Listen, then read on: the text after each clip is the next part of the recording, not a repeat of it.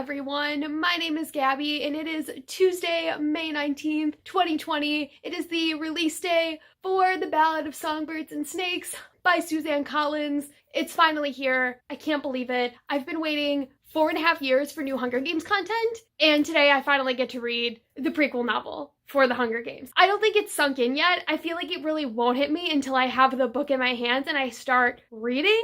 But oh my goodness, it feels like 2013 all over again, and obviously my look isn't helping that much. I have my Catching Fire shirt on, which I haven't worn in years. I have all of my Mockingjay pins on, the one from the first movie, the one from Mockingjay that I got from Best Buy when they did the promotion for that, and then I got the Mockingjay Part 2 pin. I don't have the one for Catching Fire, which I don't know why, because Catching Fire is my favorite movie out of all of them, so that's a shame. I have a Hunger Games bracelet on that I didn't know that I had, and then I also have a Hunger Games necklace on. That's a dog tag. I'm really just like going all out for it. I mean, these are the circumstances that I would have thought the book would have been coming out in, so I figured that I'd have some fun with it. I also have some braids in. My mom did them. I haven't talked about the purpose for this video. It's my reading vlog for The Ballad of Songbirds and Snakes. I've never done a reading vlog before, mainly because when I get a book that I'm really excited about and a book that I would film a reading vlog for,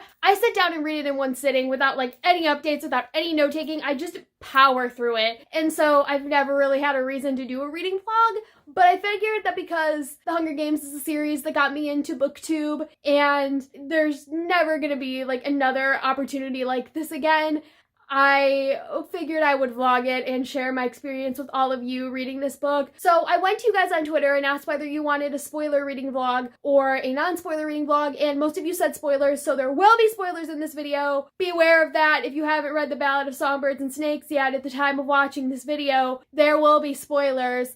But I do have a few errands that I need to run today. I'm going to Target. I'm not picking up my copy of the book because it has since shipped out. I had this whole thing where the book shipped out on the 13th and then I didn't get any updates for 5 days, and then suddenly last night around 11 I got an update that it was in my city and that it was going to be coming today, and it is now officially out for delivery, so that's good. So I'm not going to get the book at Target, but I'm just going to stare longingly at it. I have to drop off my textbooks that I rented for the semester to the post office, and then I think I'm gonna get some takeout today, so it should be a fun day. I'm excited to take you all along with me and share all of my thoughts and feels on this book. So I think I'm gonna go for now, and I guess I'll update you guys later once I get my hands on my copy of The Ballad of Songbirds and Snakes.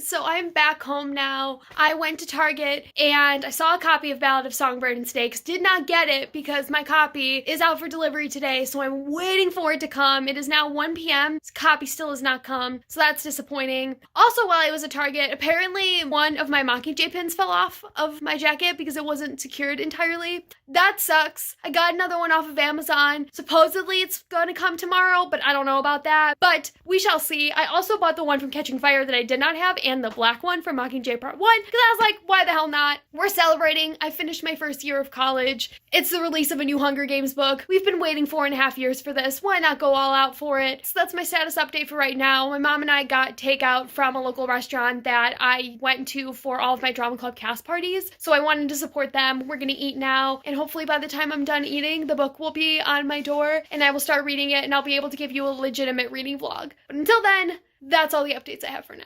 The UPS truck is outside of my house. The book is here. It is coming. It is coming. I don't know what to do with myself. Oh my god, it's here. It's unboxing time. My copy is here. I'm so excited. I just need to pull the rest of it off. Oh my goodness. Oh my goodness. Oh my god. Okay, I wasn't expecting that. So it came with this gorgeous sticker. Oh, I'm gonna have to just take all the stickers off my laptop so that I can put this right on there. And then we have my copy of The Ballad of Songbirds and Snakes by Suzanne Collins. Look how pretty it is. Look how pretty it is. Oh my God. Oh my God. Oh my God. Oh my God. Okay. Oh my God. The stamp. Oh, the pretty green. Oh, wow. It's stunning. It's gorgeous. So we're going to start reading now. That's what we're going to do. We're finally going to start this reading vlog.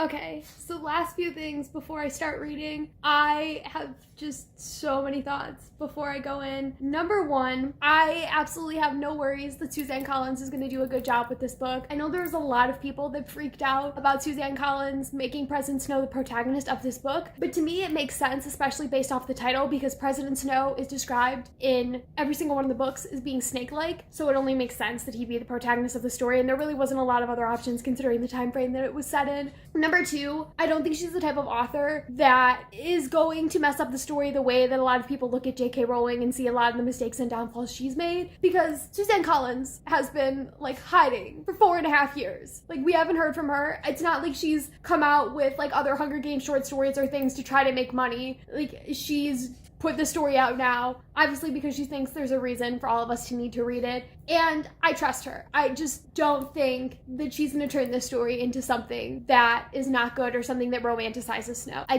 don't buy it. And the fact this book is also in third person too seems to suggest that to me, because it's giving you a distance from him as a character, and it's not allowing you to get fully inside of his head. I just hope she's gonna do a good job. I have like lots of theories for what I thought was gonna happen in this book, but I never made a video, largely because I just had lots of theories that like came and went, and they were very like short-lived, and I didn't know how good any of them are. Like, I was thinking that Snow was gonna poison the current president and that we were gonna see him as president at some point in the book. I think maybe we'll find out about his family, and by that I mean like he probably has to have a wife at some point because he has a granddaughter, so maybe we'll find out about that. I think maybe there'll be some sort of romance between him and the girl of District 12, but it's not going to be like shippable. It's going to be kind of weird and strange, and that's about it. That's like all of my thoughts. My arm is starting to get tired. I'm excited to read this book. I'm gonna dive right on in now because I think I've gotten all of my like last minute thoughts out of the way that I don't want to be tainted by the book once I start reading it. So on that note, I'm gonna start reading, and I will update you once I get a decent amount in. So I'm about 50 pages into the book, and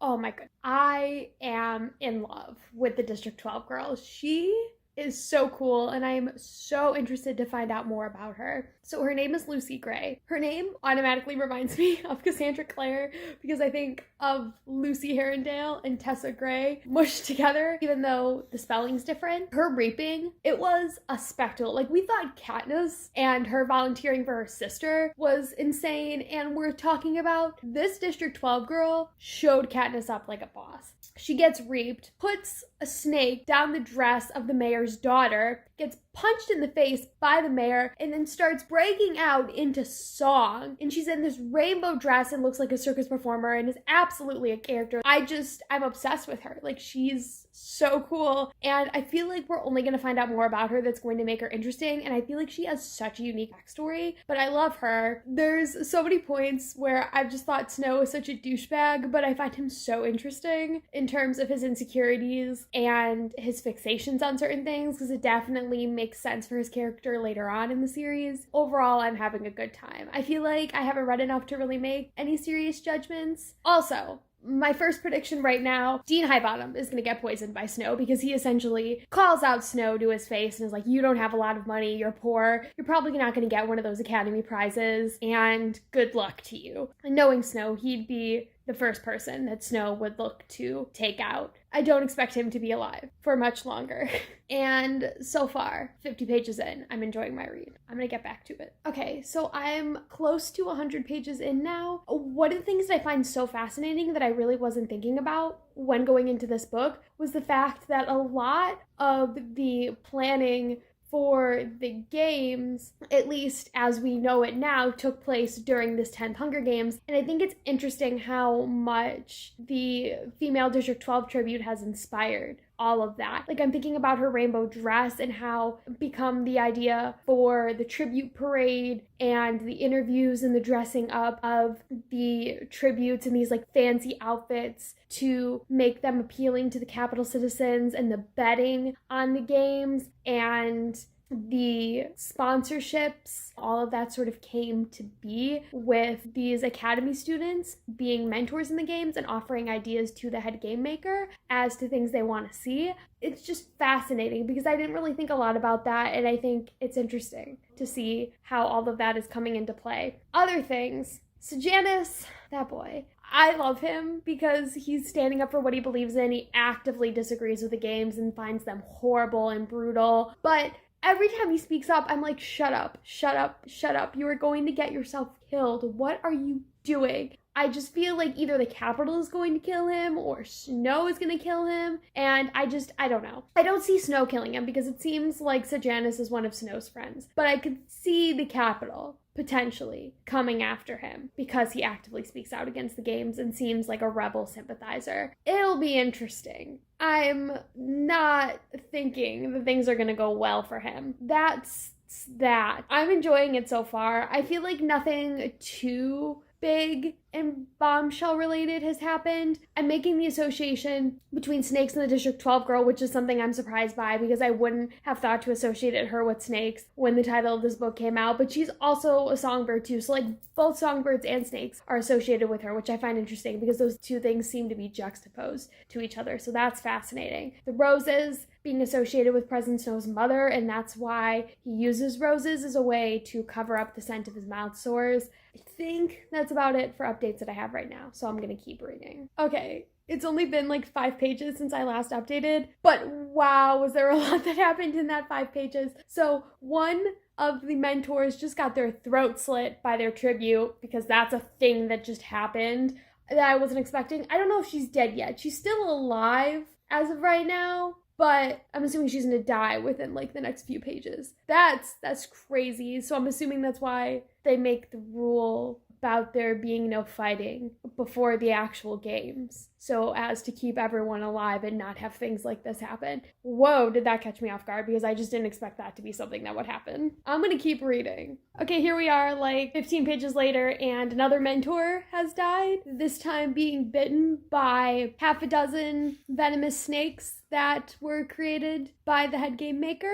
I'm just like in shock. I wasn't expecting the mentors to be killed off one by one. Like obviously that's what the Hunger Games are for. I find it even more interesting the fact that Snow is the one who's drafted the proposal for the games. So he's the one that's come up with the idea of the sponsors sending gifts to the tributes in the arena, and he made sure to include in the little sidebar that anyone who's associated with the games, whether it be a game maker or a peacekeeper or a mentor, can't send gifts. And he does that obviously because he doesn't have a lot of money, so he wouldn't be able to send anything to his tribute. So it's a way of making sure that he doesn't have to actually send anything, but that he can sort of work with people and talk with them and get them to give their money to the tributes, which I find interesting and obviously is very smart of Snow and a clever loophole for him. He's also coming up with the idea of betting, and I'm assuming that along this line, he's probably going to come up with a tribute parade and is going to come up with a more like festive idea for the interview. So I don't think I really realized how much of a hand he would have in the way that the games are run to this day, the way that we know. So I'm finding that really fascinating. I'm just surprised that mentors are being killed off left and right. And I think Suzanne Collins is doing a really good job so far with this book. I'm having a real fun time reading it, but it's definitely horrifying. Oh my God.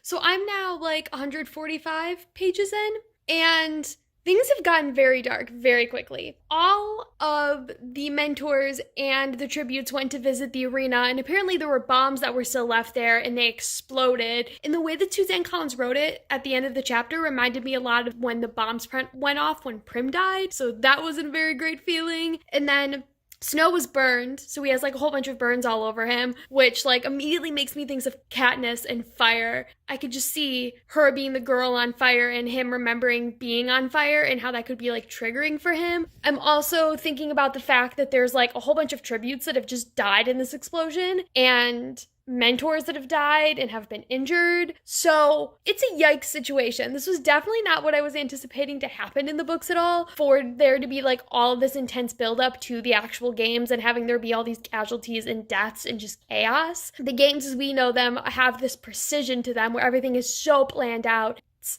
almost to the point where it's impossible for any sort of things to go rogue or awry. And I think a large part of that is because of this experience in Snow making sure none of that ever happens again, and that everything goes as planned, and that there's this precision to it, because he seems like that type of type A person who wouldn't want these type of things to happen, especially after what he's experienced. As for Snow as a character, I think he's quite interesting. There's one point where I sort of felt bad for him, where he was talking about like not wanting to be a mentor anymore, and it seemed like he just looked at the games and saw how horrible they were. Felt like he actually sympathized with Lucy Gray. I'm looking at that, and I guess I'm not necessarily feeling bad for him, but I'm curious what could cause such a 180 shift to the point where he becomes so invested in the games and the slaughter. And there's a part of me that wonders, I'm assuming, like right now my prediction is that the District 12 girl is going to die in the games, and he's going to be heartbroken.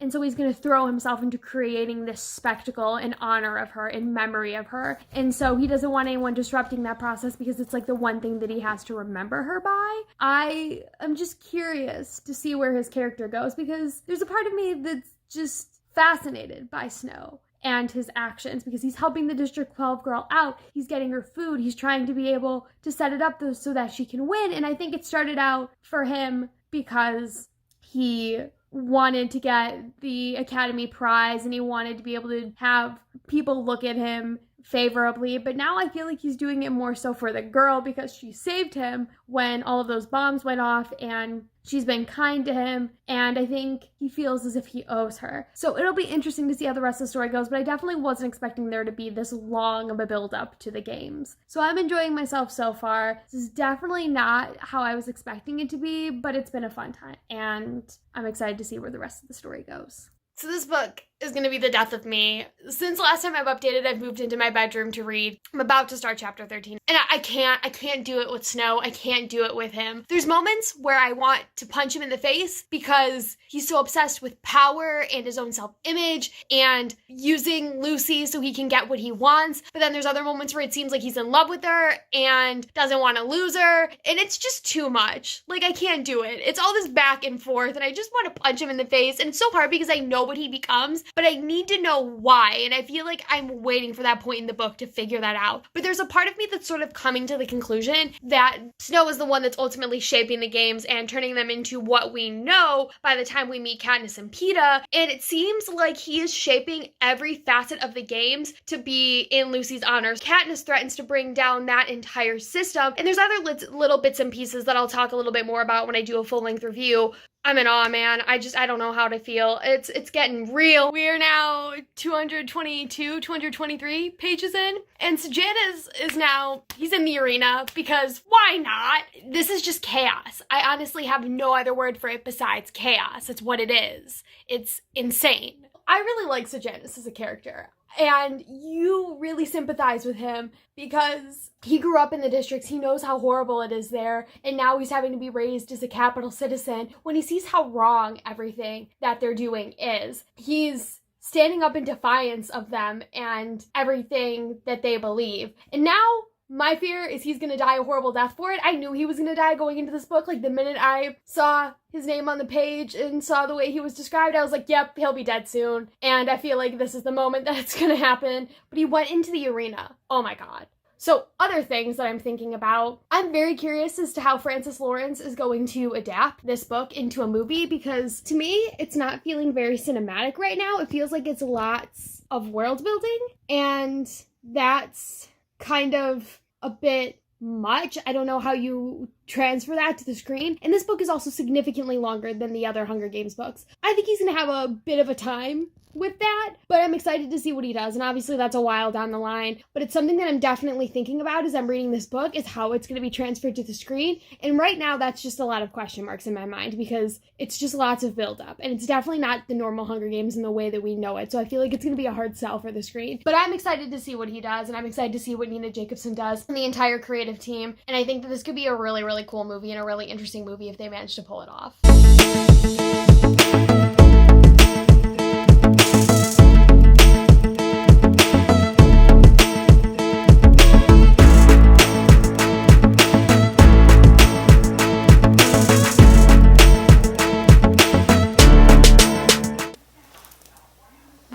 the hell?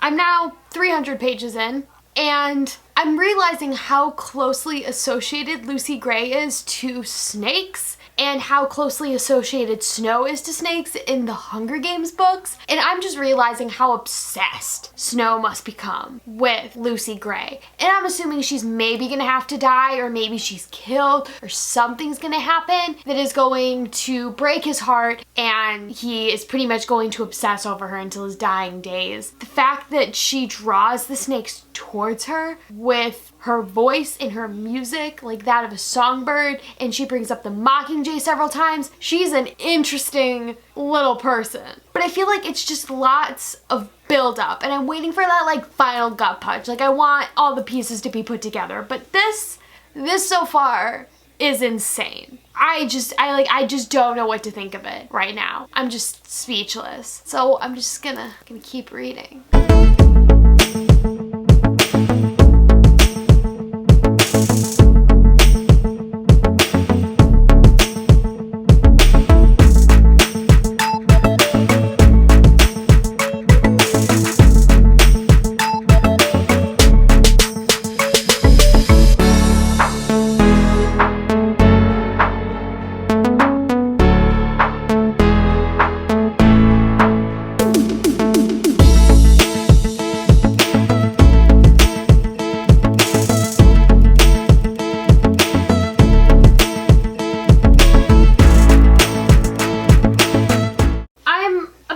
Like 320 pages in, and we have 2 tributes left. One of them is Lucy Gray, the girl from District 12, and the other is Ripper. And I have no idea how this is going to end, because we still have like 200 something plus pages, and I don't think the rest of the games is going to last all of that. So I don't know where this is going, but I'm intrigued. And I feel like things are going to get very bad very quickly. So, yikes. Okay, well, she just won. Honestly, I don't know if I'm disappointed by that, because there was a part of me that was expecting her to die in a really gruesome fashion, but she won. And we still have like 200 something pages left. I don't know what's gonna happen, but I'm confused. And I'm worried. So I find it fascinating that there's another girl that's won from District 12, but the fact that we didn't know about her in the original series also says something, which means that Snow had to have covered up her death significantly. So however she goes down, it's not gonna be pretty. I don't know what to think. And it felt like the end was very, I don't know, I guess, anticlimactic. Like, I expected a bigger, grander ending, but I guess we just have to see where this goes.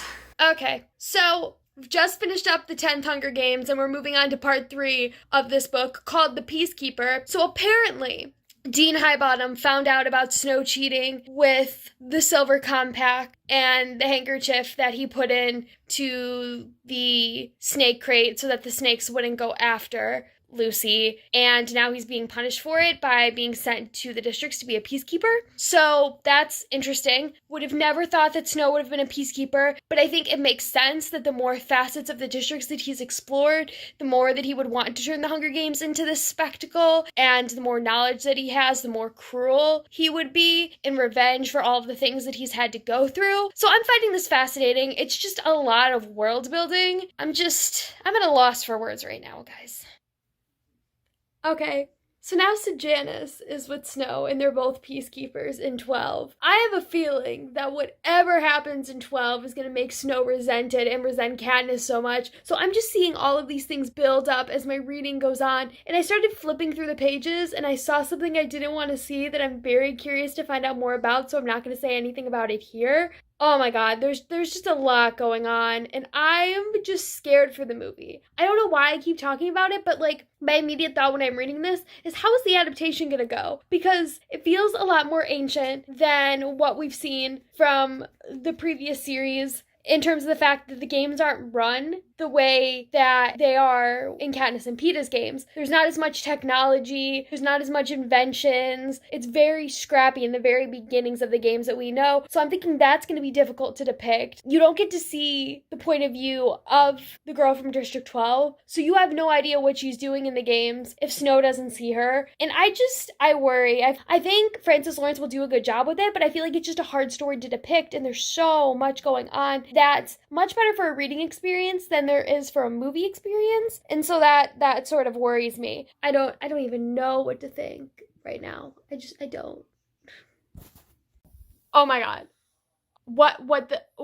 So I haven't finished the book yet, but I've put something big together and I'm freaking out. Snow is in District 12 and there's a hanging that's about to go down. And they say that the guy who's about to be hung has murdered 3 people. Doesn't that sound like a line from a song that we know called, The Hanging Tree? Oh my god. And you want to know who probably comes up with that song? Lucy. So when Snow hears Katniss singing it, it's probably gonna be pissed. I literally can't even. I can't even. That is so insane to me, but brilliant. Oh my god. I need to just keep reading. It's insane.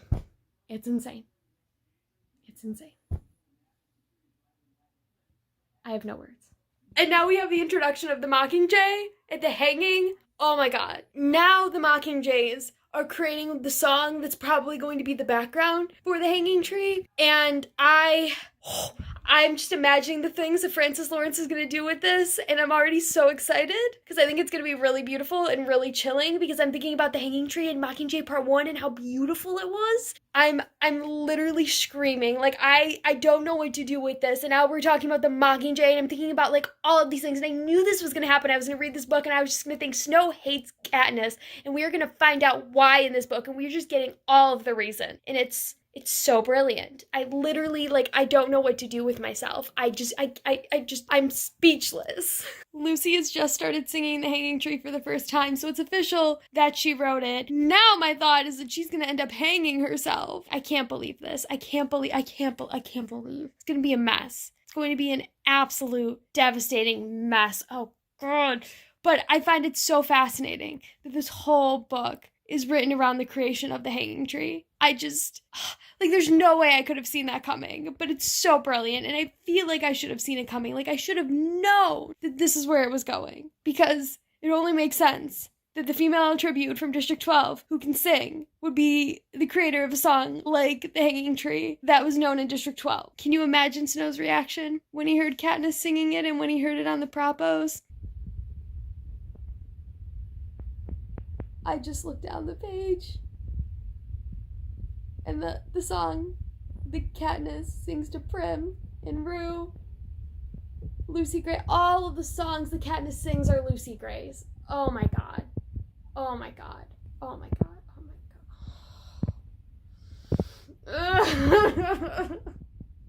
So I'm really close to finishing the book. It's almost 12:30 and I'm having a mental breakdown because it keeps getting worse and worse. So The Hanging Tree, we're seeing this whole song develop, and now we're finding out that it's a Lucy Gray song to Snow, and that Snow is the lover that is meeting, oh my god.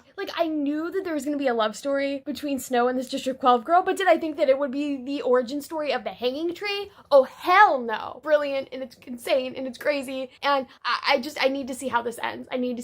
But I'm losing my mind. I don't know what to do right now. I literally don't know what to do with this information that I've been given. And I feel like I've just been deteriorating as this video's been going on, because I've been just getting more and more lost in the story. And this is insane. It's insane. I am a loss for words. Suzanne Collins has broke me. Going on 1 a.m, and I have finished The Ballad of Songbirds and Snakes. I have done it. I have made my way through this behemoth, and I'm emotionally scarred. There's a lot that happened in this book. I feel like my full-length review will do a lot better job at talking about everything and really giving my full thoughts because right now my head is just swimming. Big takeaways from the ending. The Hunger Games are an entirely Snow creation. Snow's father is the one that puts the games into motion, and he essentially ends up coming up with a proposal because Dean Highbottom is wasted when he brings it up and does not actually want it. Like, he comes up with it entirely hypothetically, but then Snow's father takes it and actually makes it a reality, and it ends up being used and put into place. And now it's this thing that ends up existing for 75 years. Snow obviously continues the creation of the games, especially after finding out that his father was the one that actually made it happen. And he ends up working with the head game maker for the 10th games to make the games better and ultimately turn them into what we see Katniss and Peeta's games are. The 10th Hunger Games gets erased. Nobody sees it. Nobody knows that it exists. And that feels very 1984-esque, which doesn't surprise me because I know Suzanne Collins read 1984 as inspiration for the Hunger Games or has listed it as one of her favorite books, and I'm not surprised. God, what else? Lucy Gray pretty much ends up disappearing. She sings the Hanging Tree song, and so I'm assuming she hung herself, but I don't know. She just kind of disappears, never to hear from her again. But my big thing is, like, if she did disappear, how did the Hanging Tree song live on? Like, did Hubbies and maybe other people in District 12 who heard the song keep it alive in memory of her? I don't know, but then, like, it's so weird to think about the fact that Katniss used that song in the rebellion, not knowing that it was about Snow, that Snow had a direct personal attachment to it. That's just crazy to me. And, like, I knew this book was going to change a lot of the ways that I looked at President Snow, but, like, I wasn't expecting this at all. And there's the Deep in the Meadow song, and it just, I don't know what to say. We get to see Snow poison somebody, too. I was waiting for that. It took the very last page where he poisons Dean Highbottom with the rat poison, which was entirely inspired by the District 12 girl. My full-length review will be coming hopefully sometime soon after this video, and a lot more of my thoughts will be more composed. I'm really impressed. I think Suzanne Collins did a really good job with the story. It's definitely very different than the original series. It's interesting, and I think there's a lot to unpack there that I'm not going to do right now because it's 1 in the morning and I'm tired and I want to go to bed. So thank you so much for watching this very messy reading vlog. Hopefully this is a satisfying final product for all of you, and stay tuned for my review of the Ballad of Songbirds and Snakes. But until then, thank you so much for watching, and I'll see you next time in a new one. Goodbye.